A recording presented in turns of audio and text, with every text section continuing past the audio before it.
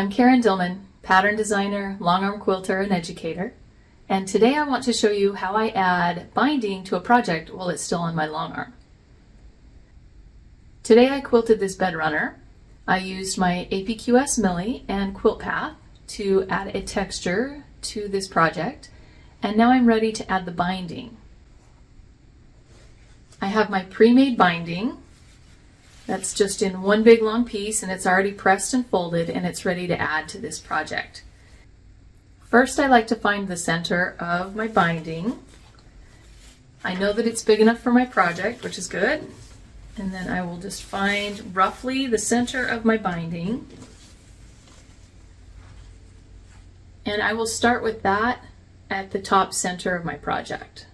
So we'll go over to the quilt and take a look at that. Now that I'm at the quilt, I'm going to take that binding roughly at the center and roughly at the top center of my project, and I'm going to match the raw edges of the quilt top and the raw edges of the binding. So that binding that is pressed and folded is going to match right up with the edge of that quilt. And I'm just going to loosely lay this extra binding. Now you can pin it down if that makes you feel better as you're working with this, but I do like to just lay it down there and then stitch it. I'm going to use channel locks so that I can get a nice straight seam, a nice straight line, and stitch this binding on nice and straight. I'll move that hopping foot onto the project and give myself about 1/4 inch margin. Now it'll depend on the width of your binding and how much you'll need to fold up and then fold back to the back of the project. But I like to use about 1/4 inch, which is usually about the width of your hopping foot. And for this binding, that's going to be just about right. I might just come a little bit farther. Pull up my bobbin. And then just stitch in regulated mode with my channel lock on, and stitch from the center of my project out to the corner, to the first corner. Maybe back up a little bit to give myself a lock stitch. And because I'm in channel lock, as long as I keep that binding nice and straight, and as long as my quilt top is nice and straight, I'm going to get a nice straight seam line that attaches that binding to the quilt top.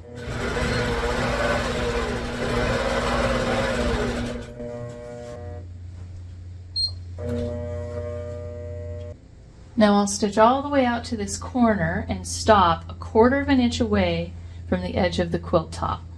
Just like I would if I was using a domestic machine to add binding, I want to leave a little bit of space so that I can fold that binding.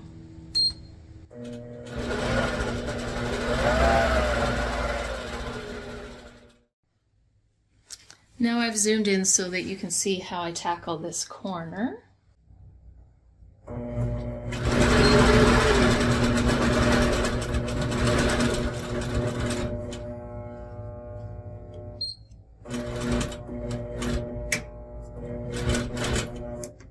Stitch up to 1/4 inch away from the quilt top, and then I did a back and forth, just a little tacking stitch, then turned off my needle. Now I'll move the machine away just slightly so that I can fold this binding back. Now carefully move that needle, that hopping foot, back on top of the binding and start stitching. I'll want to turn off that horizontal channel lock and turn on the vertical. Little backtracking.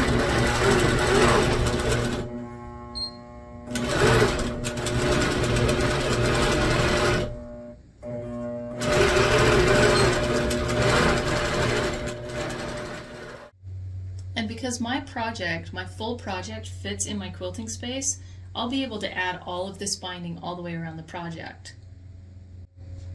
I'll just stitch down to 1/4 inch from the bottom of the quilt top and then fold the binding again to move along the bottom edge.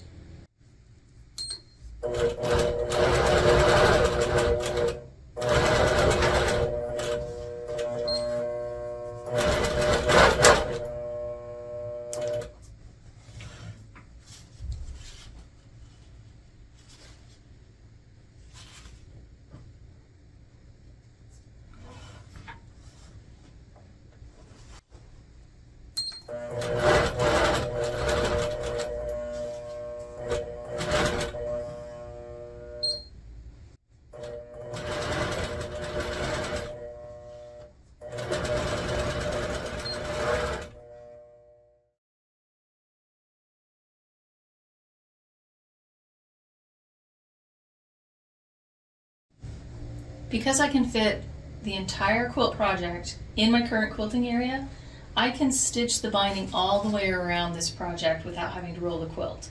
I'll start at the top center, work my way to one side down, and then back to roughly the center of the project at the bottom, and then leave all of this loose.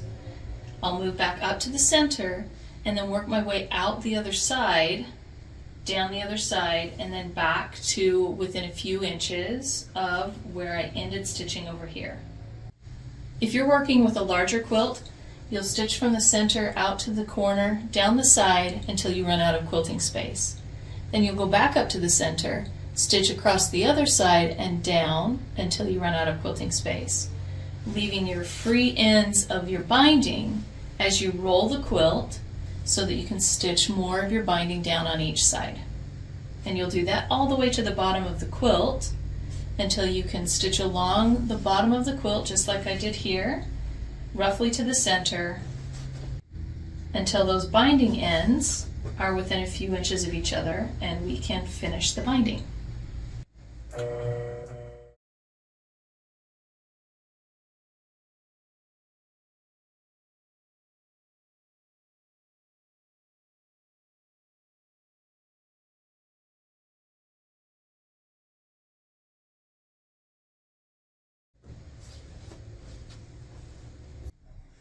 Once I've gotten down to the bottom of the project and I'm within, a few inches to a foot of the ends coming together, then it's time to match those ends.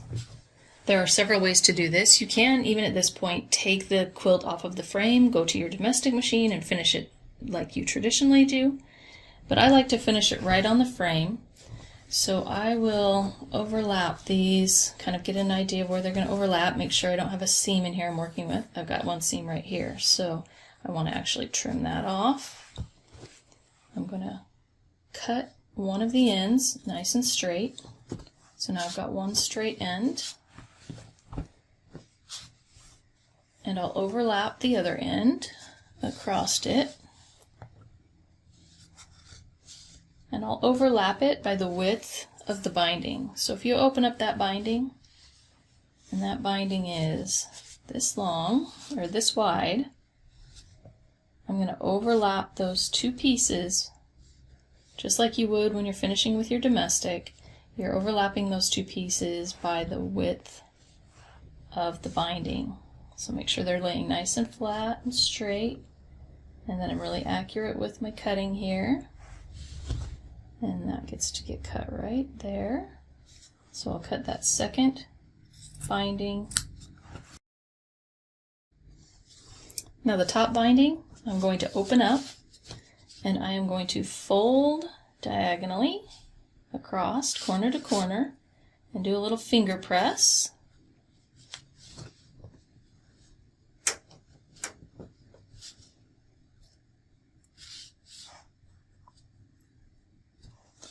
So it looks like that. I'm going to lay it down here, and then I'm going to take the other end, open it up, and just lay it on top.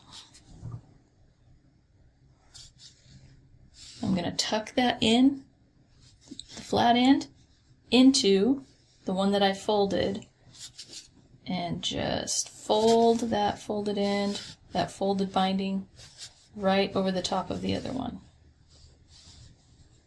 So now you have one binding inside of the other, and you've got your mitered angle. You keep them in there nice and tight. Use a pin if you want to keep them together while you sew the rest of this space down to add the binding to the edge of your quilt project.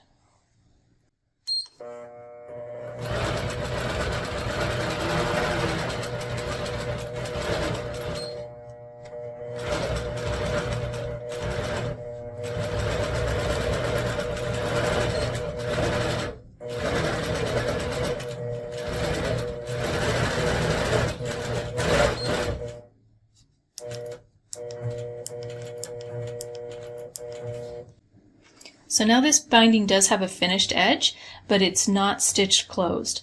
I will stitch this closed when I stitch the corners closed and when I stitch the binding to the back side of the quilt by hand. But that is all that it takes to add that binding to your quilt project while it's still on your frame. Now I can take the project off of the frame, trim the edges, flip that binding, do my handwork, and I'm all done.